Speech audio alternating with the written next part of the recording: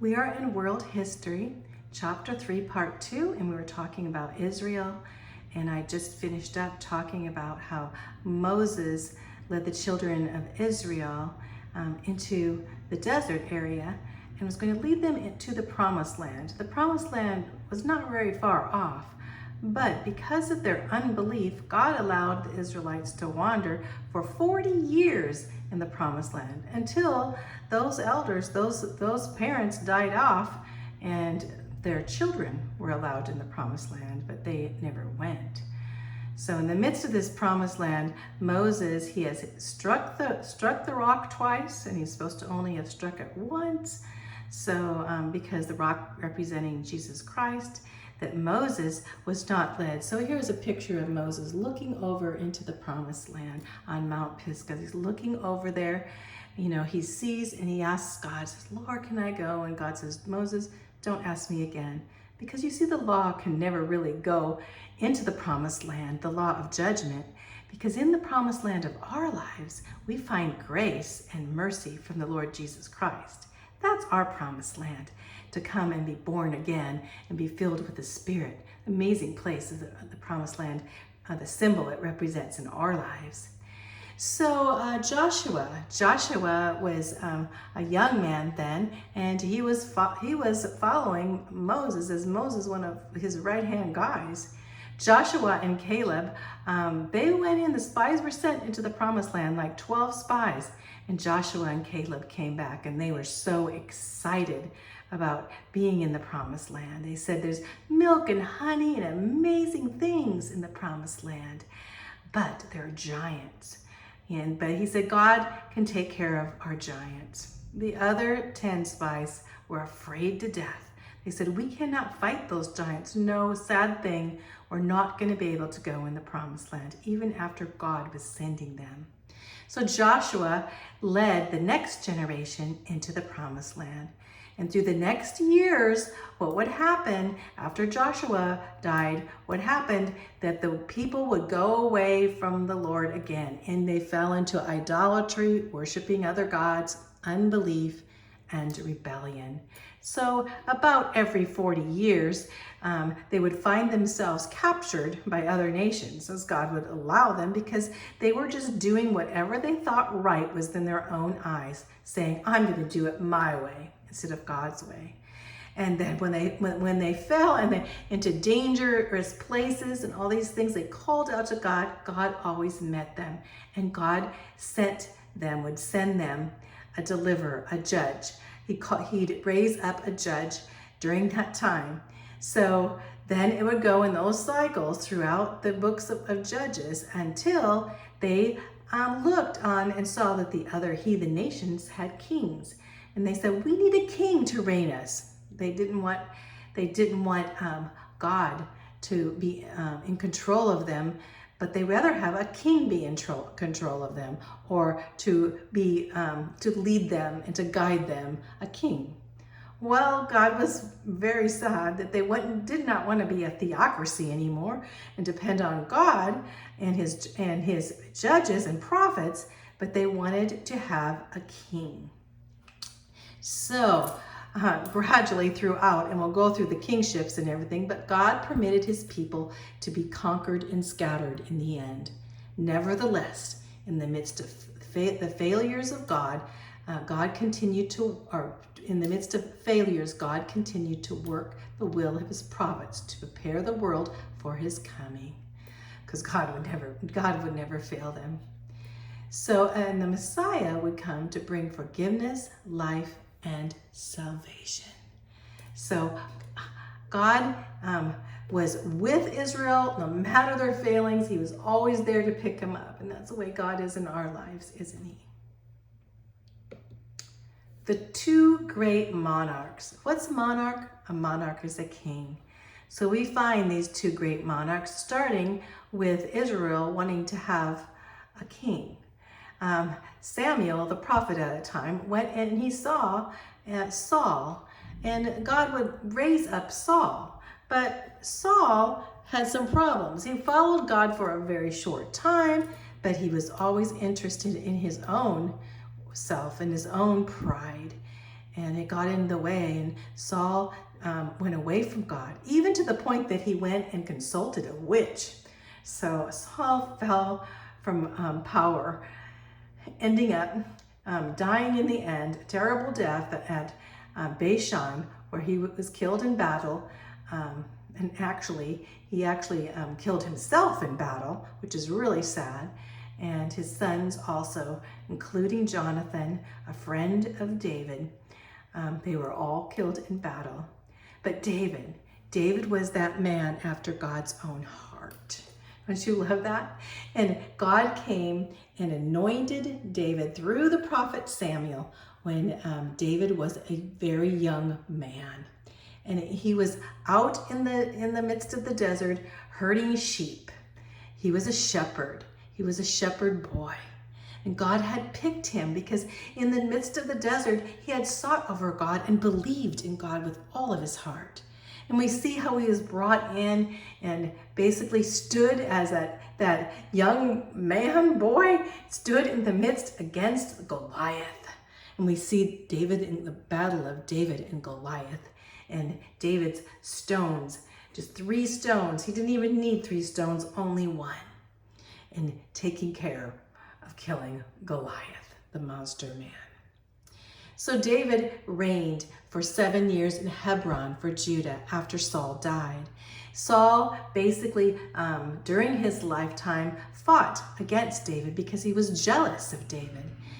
Saul ends up, in that point where David could have killed Saul, but David would not because he knew that Saul was God's anointed. So David in his heart reigned then 7 years in Hebron for Judah. That was David's tribe, the tribe of Judah. And after Saul's death, he united Israel, not only Judah, but Israel. They would be one together. And so they became one Israel under David. 33 years, David, during that time, he reigned in Israel. He conquered the Philistines, the Arameans, the Amorites, the Moabites, and the Edomites. And even the Philistines and Phoenicians were put on the coast area, and they obeyed what David said. The Philistines being arch enemies, and the Phoenicians actually helped David to bring in materials to build. David's heart was to build a temple for God. But God would not let David build that temple. He basically said he had too much blood on his hands. And so David, in the midst, gathered everything and all of the material supplies and put together what the new temple would look like, and brought in from all around these areas that he conquered. He brought in everything that was needed for the temple. And then he did bring the Ark of the Covenant, that symbol of God's presence. He brought God's presence into Jerusalem. David and Solomon. David and Solomon. The divine promise was given to David from God. His kingdom, as him as king, would be established forever. So what did he mean? Established forever. Well, David saw what it meant is the Messiah. The Messiah would come from his descendants, from the descendants of David was the promise. And he would come and rule and reign on earth from David's temple, Solomon's temple, but he would reign on earth and then forever. And David's the king, but Jesus would be the King of Kings and the Lord of Lords. So David, his music in the Psalms, because David was a man and he failed God in some things. We see that he failed God in the midst of him and Bathsheba. We know that story in the Psalms.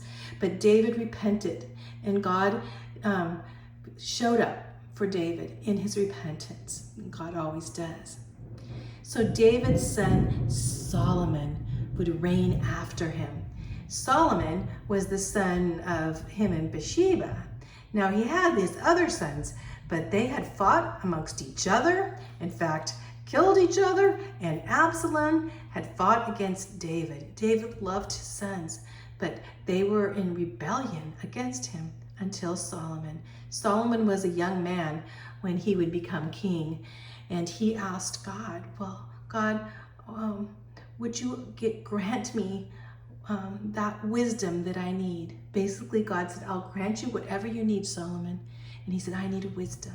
And because he only asked for wisdom to reign the people, to be able to give to the people that wisdom, God blessed him with riches. God blessed him with his long life. God blessed him with everything that he would need. Everything that he would need. Israel would become the richest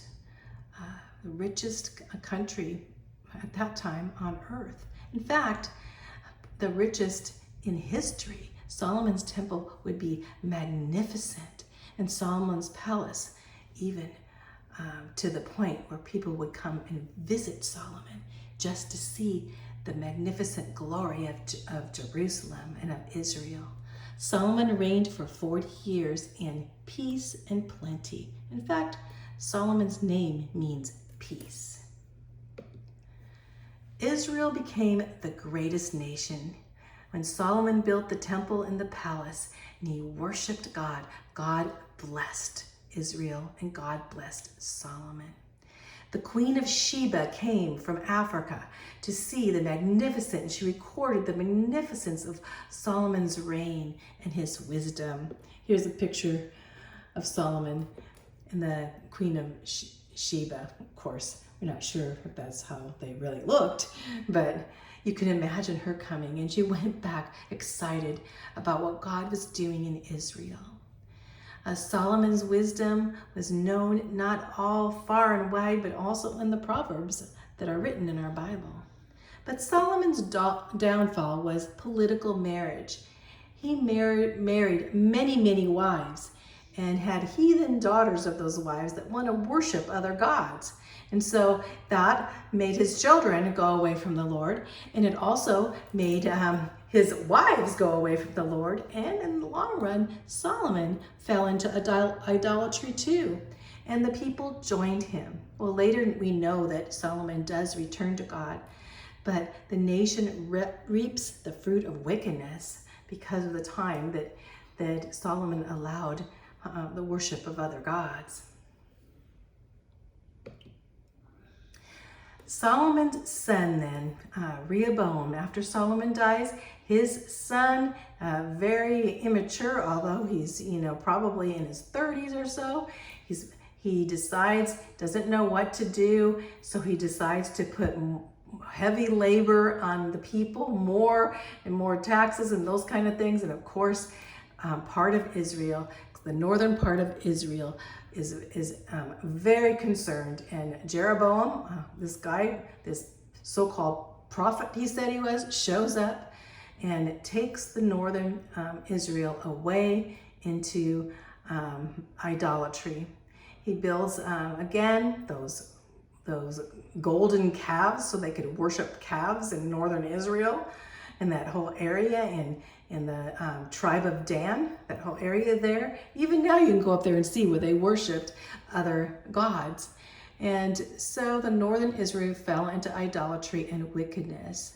And even their kings, all of their kings became wicked. The southern area was Judah. Judah reigns from Jerusalem, and yet Judah too fell into idolatry and wickedness with many of their kings. Now we have some good kings throughout there, and during those times they struggled, but we know how God showed up when the good kings turned towards him. We think of some, you may think of the king of Asa or Jehoshaphat, down to Hezekiah, and then finally Josiah. These kings turning towards God. But during the wickedness, towards the end, the punishment comes at the hands of the Assyrians. Judah is taken into captivity in Babylon, and that captivity was for 70 years. For 70 years because they had failed to obey God on the seventh year Sabbaths. So they ended up for 70 years captive in the Babylonian rule. Who was the Babylonian king that came in there? You know that name, Nebuchadnezzar. And also the Assyrians had taken already, but prior to that, they took over basically all of northern Israel that had gone into idolatry. They came and took them over. They led them away as slaves with hooks in their noses. We saw that picture. And basically, they ended up assimilating or going into the culture of the Assyrian culture. So very sad time as we see, but we see 70 years captivity, and after 70 years, something would happen. The Messiah. Well, Israel then comes under Greek and Roman rule. From the point of the Assyrians, we have to go from Babylon, Assyria, Babylon, into Persia, and we see Cyrus doing the decree so they could go back into building their temple again in Jerusalem. But from Cyrus, from the Persians, we see the Greek, Alexander the Great taking over, and down to the Roman rule, which were the Caesars that came in, and Rome being an arch enemy of Israel. But while Rome ruled, the Messiah is born. Jesus Christ is born under the rule of Augustus Caesar. Jesus was born in Bethlehem, and Israel doesn't know, in fact, rejects their Messiah. And though Jesus came and died on the cross, gave his life, and rose again to be that Messiah and conquered death and sin, Israel rejected their Messiah. So from that point, Israel falls into the Jewish and Roman War. In the years 66 to 73, the Jews fought against Rome. Rome conquered. The Jews were dispersed among all of the nations.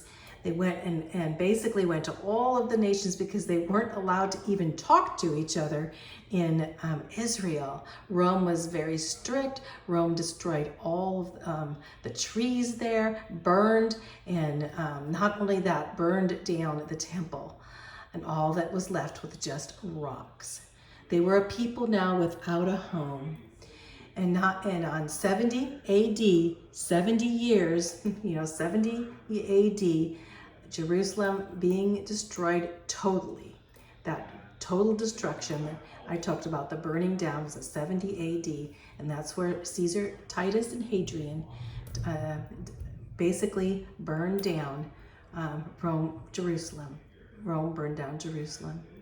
And then not until 1948, they were dispersed among the nations, and not until 1948, not too long ago, 3 years ago, would they return to their homeland and rebuild Israel.